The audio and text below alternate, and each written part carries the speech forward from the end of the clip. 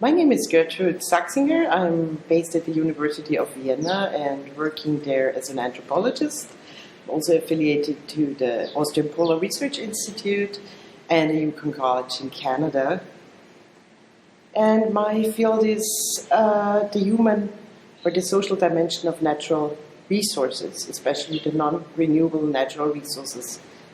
Fantastic. Dr. Saxinger, thanks for being with us today, and I'm sure my students will thank you for your talk with me. What I wanted to ask you about first of all is about some of the major impacts from resource developments in northern places of the world, and particularly you've studied northern Russia and the Yukon, so we might talk about those areas. But let's start with Russia perhaps. Major resource developments across the north of that country have had many impacts, not least on the social fabric of the place and on population change. So maybe you could spend a bit of time talking about that. Sure. Russia, northern Siberia, like in so many other remote places in the Arctic or other places, remote places, where there's extractive industry going on, usually, especially in the construction period, there's a lot of labor force needed, but also in the production period. And Russia actually has the highest urban population in the Arctic.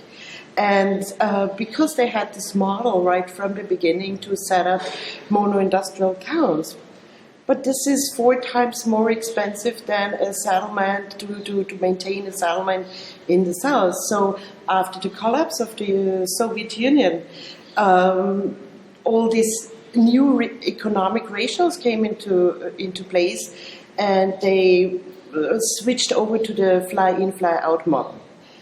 But this is a complementary model. So we still have, for instance, in the Russian gas capital, Novy Urengoy, 130,000 people living there.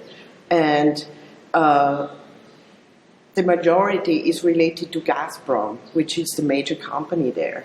And so, but they do interregional commute work. So like people come thousands of kilometers away, they come by airplane, but they also come by train to the north. And so my research was to travel with the people 3.5 days on the train. And so what are the major changes? Those urban settlements, when this trend of more Vaktovi method, like fly-in, fly-out is called, came into place, they were really worried that their city is going to shrink and that the cities are sized down, social services are cut down, and so on. And this was the case in many towns because of a large out-migration, for instance, in the gold sector and in the coal sector. This was not so much the case in the oil and gas, because this was always going on in industry, right? And people very fiercely proclaimed that they want to keep up their cities, like this was the case in Novy Urengoy. And Novy Urengoy is used since a long time to this fly-in, fly-out people. So they have a certain competition, but there is not an open hatred against the incoming, primarily male people, which is different in other communities who are not used to them. And then here the prejudices and stereotypes come into play. Prostitution, alcoholism, not well behavior, and so on. And yeah. So this is a problem, but if you look here outside of the stereotype thing, you can see that the troublemakers is only a really low proportion of the whole workforce. We are talking in Russia about several hundred thousands of oil and gas workers, of which a high majority, or the majority is fly-in, fly-out workers. So not the majority, but a very large portion of them. And they cannot be all troublemakers. The whole country would have collapsed. So I'm doing my research, kind of try to understand the normality of mobility. And I realized that this is a socialization process. So people who come from fly-in, fly-out regions, they cope very well with that lifestyle.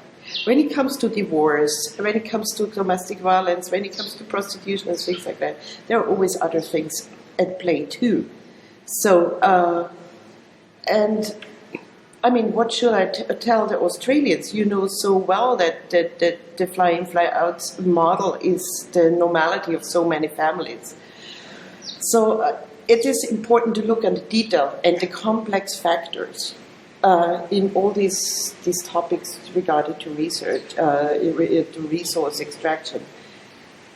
And another important thing, probably, if I may talk about prostitution, it is a matter of fact. We have young single males going to remote places, coming back from the field.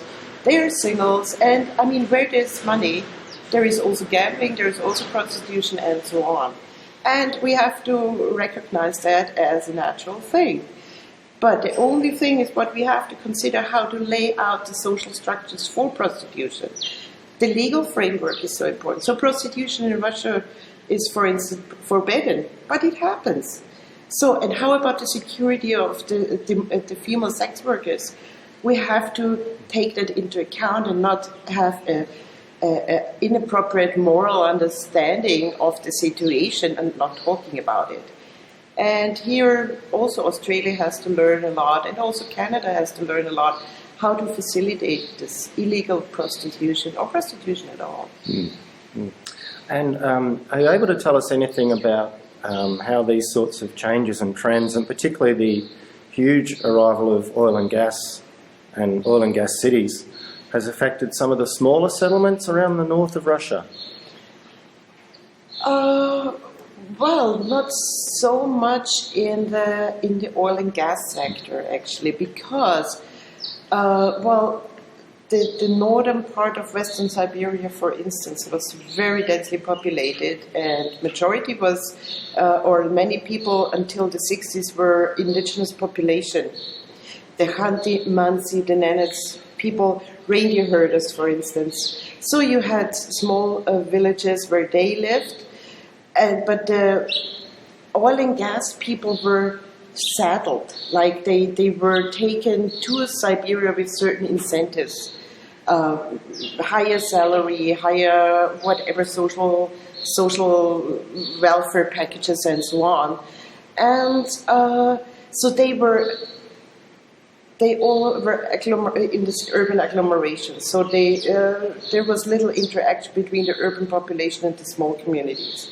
And the small communities primarily went on to have their own way of traditional life, which is a particular situation in Russia. There is a very paternalistic approach towards the indigenous population. So they should be, I mean, you shouldn't understand me wrong, but kept some sort of separate in their traditional lifestyle, and they are often not considered to be in workforce. But this has changed in the last years, and more indigenous people come as a workforce into the industry. Mm-hmm. In this way, it's related. Okay, great. And perhaps you could tell us a little bit about your work in the Yukon, because that's a little bit different to your work in Russia. Yeah, Yukon is absolutely different, because Yukon, many of the Yukon First Nations have settled their land claims. They are self-governing First Nations. It's totally different than in the Russian case, where there are no land titles and so on. So in the Yukon now, you have a strong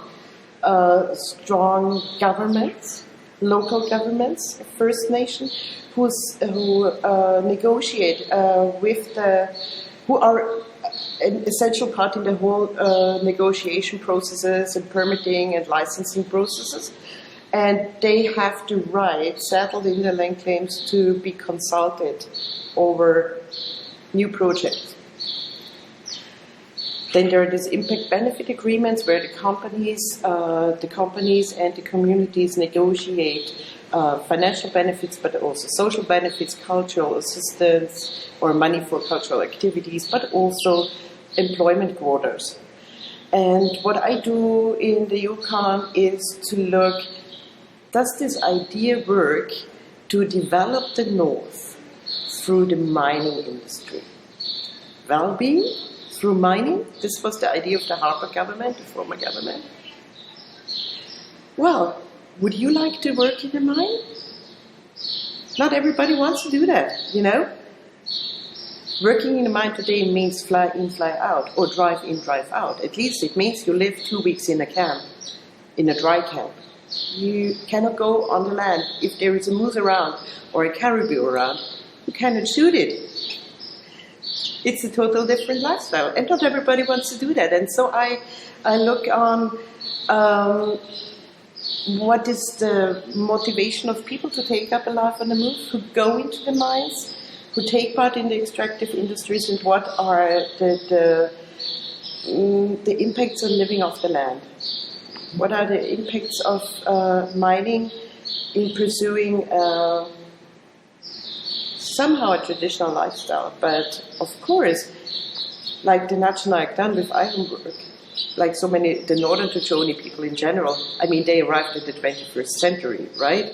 I mean, they have their boy toys, they have trucks, they have a boat, they have big houses, or many of them have nice houses, and they earn their wages for maintaining a certain Euro-American lifestyle too. But the idea of sharing, the idea of hunting, of living off the land is so essential. So this is a really integrated part. And what we found out, that actually working in the mines is not negative impacting living off the land, because you can earn the money for the boat. The fuel is really expensive, especially in the north. So it supports very much the traditional lifestyle. And you have 2 weeks off.